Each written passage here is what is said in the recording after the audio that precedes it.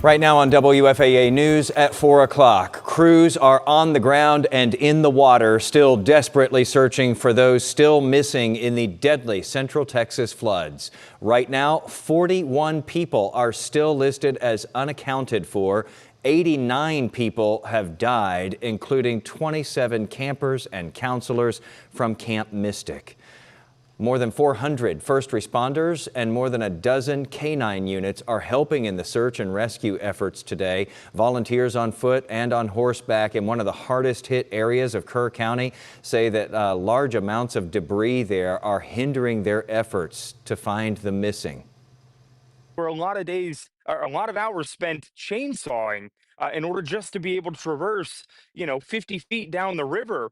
As the water moves, the debris also, sometimes it falls into the water. You have to worry about these snapped trees falling on top of rescuers. There have been a couple of instances of that happening.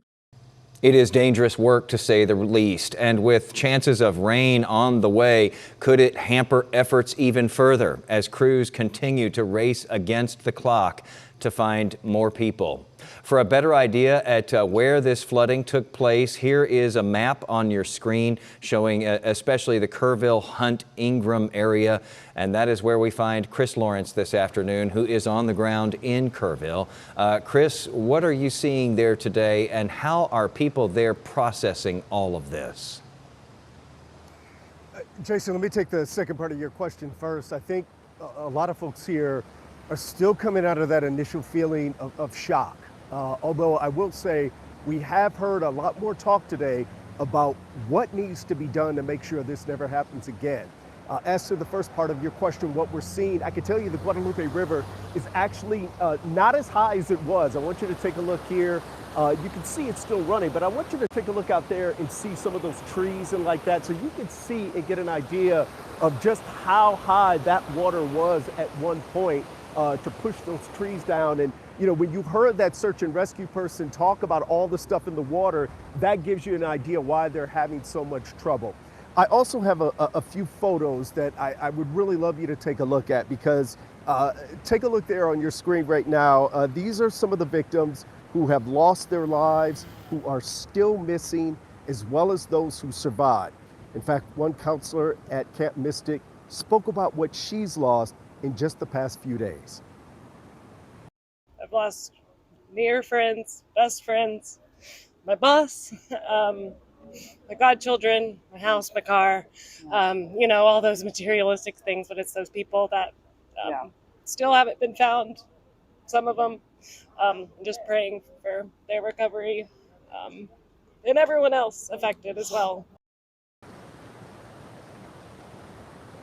Yeah, we also are starting to hear a lot more from state lawmakers and federal ones as well. Senator Ted Cruz spoke out today about the emergency response in Kerrville and Kerr County as a whole, and said, yes, in hindsight, there probably would have been more evacuations. Everyone would agree in hindsight, if we could go back and do it again, we would evacuate particularly those in the most vulnerable areas, the young children in the cabins closest to the water. We would remove them and get them to higher ground if we could go back and do it again. Yeah, there really is no more pressing issue for officials to tackle right now than how to prevent something like this. And we did just get word this afternoon that Lieutenant Governor Dan Patrick said they will be addressing the issue of sirens, warning sirens, in the upcoming special session. And he made a promise that if local officials cannot afford those sirens, the state will step in and make sure that those are paid for. Again, the one thing I will say about this, and being down here and talking to so many folks, you really get a sense of the incredible generosity when you have a tragedy like this, in a horrible situation like this flood. It can bring out the best in a lot of people, and you can see those generous hearts really stepping forward. For a little bit more on the relief efforts and that generosity, here's my colleague, Dia Wall. I'm at City West Church here in Kerrville, and I'm actually in the front parking lot. And they didn't host worship services over the weekend. Instead, they opened their doors for volunteers who are helping in the response to the disastrous flooding here in Kerr County. And as you can see, we've got the Salvation Army here on site. They've been meeting with folks from the community, getting them resources and the support they need. And there's also a nonprofit here called Mercy Chefs.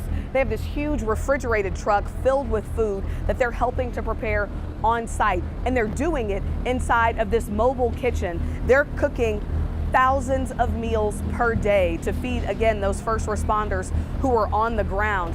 And it takes a ton of volunteers to make this happen. Quite a few of them are from Texas. In fact, we met a couple from Lucas right there in Collin County who saw the news of the tragedy and just had to respond. So they've been prepping food and helping in the relief efforts here. It's a calling, and we feel for each person that we're feeding, because they've had loss, and big loss. When you're in the trenches and you've lost everything and somebody hands you that box of food, it's a hot meal. It just gives, I feel like it just gives up some energy, and they know it was made from love. Mercy Chefs and their volunteers are preparing 3,000 meals a day, and they're all going out to first responders. They've even got a trolley that's going into some of those hardest hit areas to the crews that are doing really the saddest parts of recovery. They tell us it's just a small way to help out in a serious time of need. In Kerrville, I'm Dia Wall.